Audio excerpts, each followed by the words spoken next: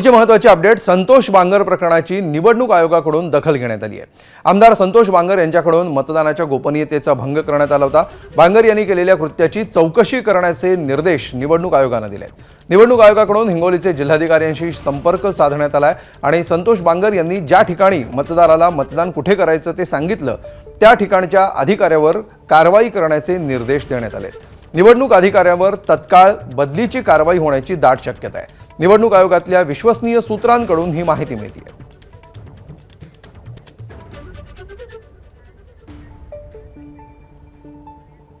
आणि याविषयी अधिक माहिती घेऊया, आमचे प्रतिनिधी निलेश बुधावले सध्या आपल्या सोबत आहेत। निलेश, आता कारवाईचा हा विस्तार वाढताना दिसतोय, काय अपडेट्स आहेत?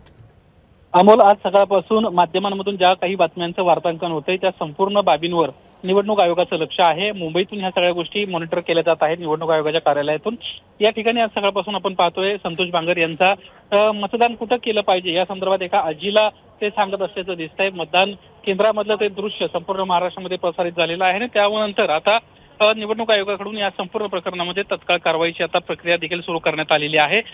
ज्या मतदान केंद्रावरचा हा प्रकार आहे त्या ठिकाणी जे अधिकारी आहेत निवडणूक अधिकारी त्यांच्यावर देखील कारवाई करावी अशा पद्धतीचे निर्देश आता जिल्हाधिकाऱ्यांना देण्यात आलेले आहेत। यासोबतच संतोष बांगर यांच्यावर देखील कारवाईचे निर्देश देण्यात आल्याची माहिती विश्वसनीय सूत्रांना दिलेली आहे।